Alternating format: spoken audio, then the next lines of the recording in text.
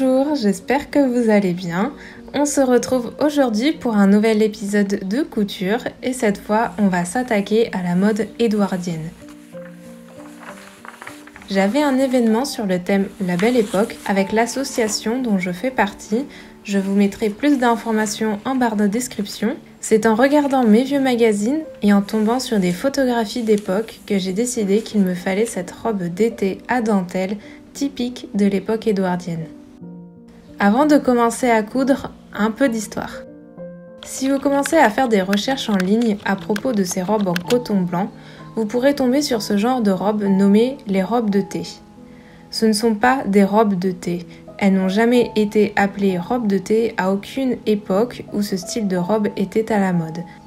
Les robes de thé sont un terme d'époque spécifique qui fait référence à un type de vêtement qui est totalement différent. Voilà par exemple une robe de thé. Donc, si ce n'est pas ce genre de robe, comment s'appelait-elle à l'époque ? Tout simplement des robes lingerie, à ne pas confondre avec les sous-vêtements. Ce sont bien des robes que l'on porte par-dessus de la lingerie. On les appelle robes de lingerie parce que les matériaux utilisés, comme le coton et les techniques d'embellissement, la dentelle incrustée et les plis, étaient à l'origine utilisés pour les jupons, les chemises et d'autres formes de lingerie. Les robes de lingerie sont des robes légères, en général de couleur blanche ou blanc cassé, avec des détails délicats, généralement portées comme vêtements d'été au début des années 1900 jusqu'en 1914. Ces robes d'un blanc immaculé pouvaient être portées pour des événements en journée, sauf les plus formels, comme par exemple les courses hippiques. En général, ce type de robe était réservé à une classe sociale supérieure du fait de la couleur blanche de la robe qui est plus difficile à maintenir propre. Ok, donc maintenant que nous en savons un peu plus sur cette mode, faisons l'inventaire de la dentelle que je possède. Elles ont été trouvées en brocante en général, mais elles ont été jaunies donc avec le temps. On peut voir ici la différence entre une dentelle de commerce qui est bien blanche, voire même beaucoup trop, et celles qui sont anciennes. Alors attention, pour ce type d'expérience, je ne suis pas responsable du rendu de votre dentelle. Alors ne vous inquiétez pas, elle ne va pas se désintégrer, mais faites tout de même un essai sur une vieille dentelle auquel vous ne tenez plus. Donc pour cette expérience, j'ai utilisé un récipient assez large pour y mettre mes pelotes de dentelle et j'y ai versé de l'eau bouillante. J'ai ensuite ajouté quelques cuillères de bicarbonate mélangées à un bouchon de lessive au savon de Marseille. On touille bien le tout, puis on ferme le récipient et on laisse macérer environ 1 heure. Une fois le temps écoulé, on peut déjà apercevoir la couleur jaunie de l'eau. Vous pouvez répéter ce processus jusqu'à l'obtention d'une dentelle bien blanche. Pour encore plus d'efficacité, je vous conseille de faire sécher vos bandes en plein soleil. Pendant que ça sèche, commençons notre projet. Vous pouvez commencer par n'importe quelle partie de la robe.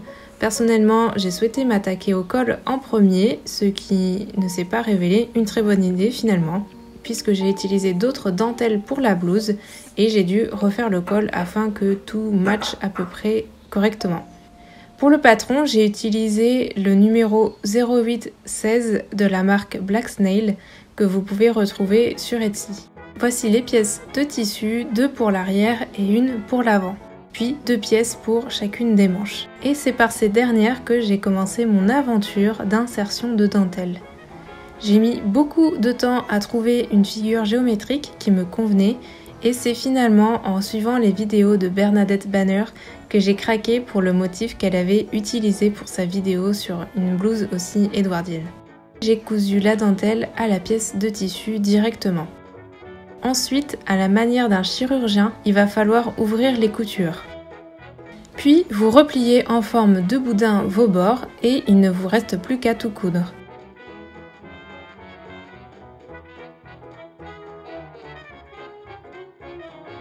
Ensuite, j'ai froncé le bas des manches et j'ai ajouté un ruban que j'avais trouvé en brocante.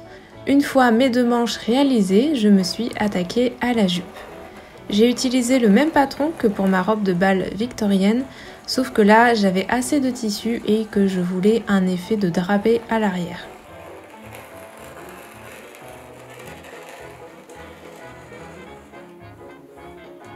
Normalement, il suffit d'attacher les pièces entre elles, mais comme je voulais gagner de la marge de tissu pour mon effet drapé, j'ai fait une insertion de dentelle à la main et sur les deux côtés de mon premier panneau de coton. Impossible de coudre cette dentelle à la machine comparée à celle que j'ai utilisée pour les manches, celle-ci était beaucoup trop fine. J'ai ensuite rattaché mes deux panneaux latéraux au premier.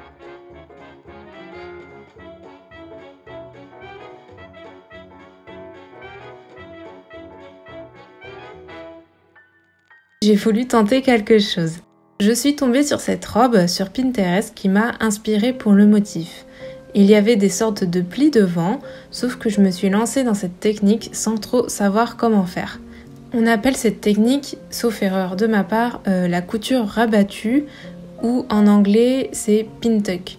Et il aurait fallu que je prévoie une marge de tissu supplémentaire et il aurait surtout fallu que je fasse mes plis sur une table pour que tout soit bien droit.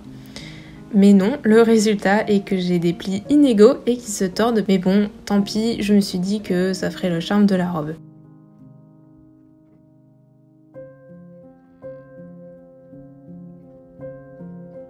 J'ai ensuite raccordé mes derniers panneaux de jupe arrière en suivant les encoches que j'avais faites à la découpe afin de savoir où allait chaque panneau de tissu.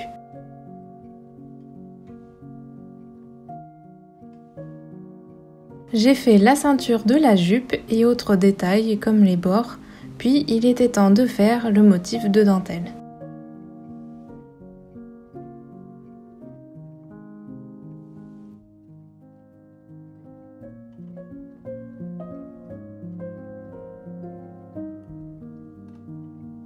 Pour ça, je l'ai posé sur un mannequin et j'ai vaguement épinglé le tout sur la jupe.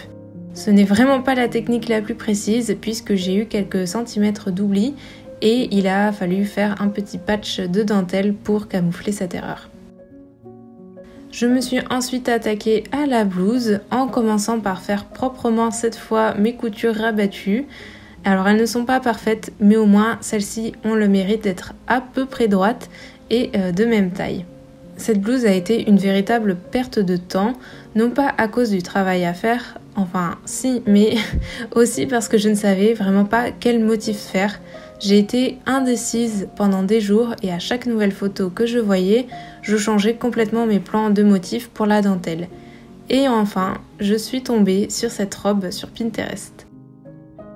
L'idée est d'avoir une dentelle au centre du cou, suivie par un médaillon qui ferme sur une dentelle avec des épaules plissées.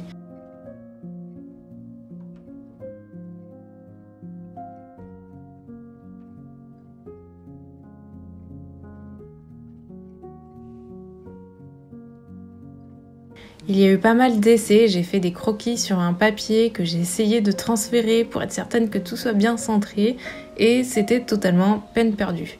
J'ai donc posé ma base de coton découpée via le patron sur un mannequin.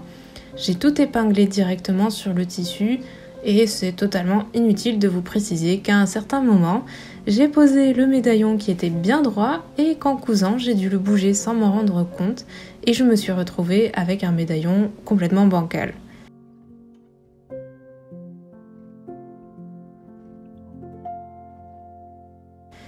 Après des heures de couture à la main, voici enfin le résultat. Sauf que je trouvais la partie basse en dessous de la dentelle un peu trop plat. Et si l'on regarde les photographies de l'époque, il y a beaucoup plus de masse et de tissu à cet endroit. J'ai donc trouvé une chute de tissu et c'était parti pour tout froncer et pour tout coudre à la main. Pour l'arrière, il a fallu trouver un stratagème pour que les plis de devant coïncident avec ceux de l'arrière. J'y ai passé du temps et après des heures à tourner dans tous les sens mon morceau de tissu, j'ai abandonné l'idée d'avoir tous les plis en parfaite coïncidence. Je me suis dit que de toute façon, personne n'irait voir mes épaules et que de toute façon, l'horloge tournait et qu'il fallait que je me fasse à l'idée que tout n'était pas parfait.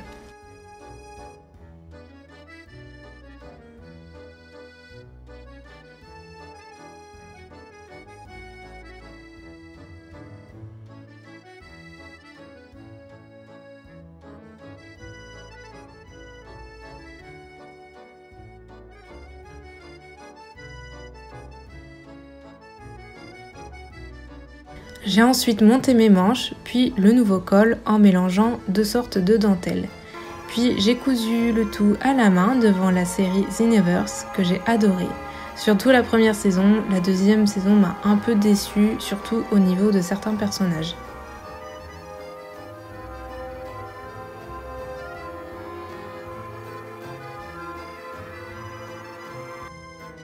Et puis il a fallu fermer la blouse.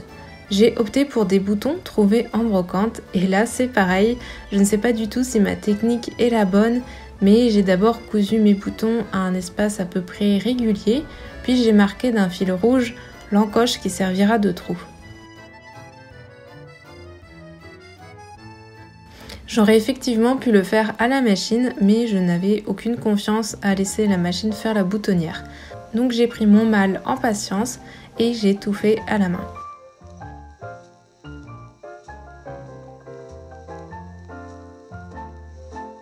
Une fois que le trou du bouton est coupé, il faut le sécuriser. Pour cela, j'ai fait un point de couture, mais je repasse mon aiguille dans la boucle à chaque fois pour faire un point bien solide.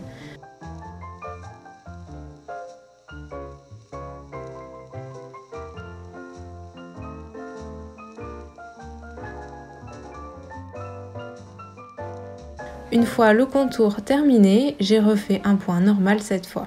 Et c'est déjà la fin de ce processus, je vous laisse avec le rendu de la robe.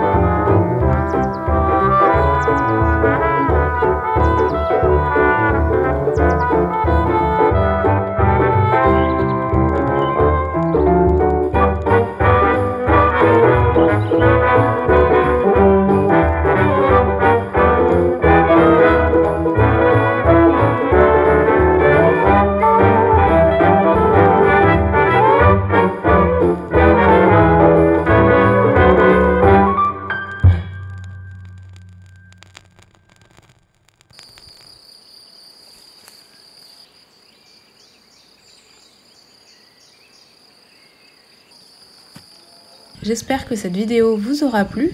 Pour ma part, c'était le projet couture que j'ai le plus aimé faire pour le moment. Je vous dis à très vite pour de nouvelles aventures.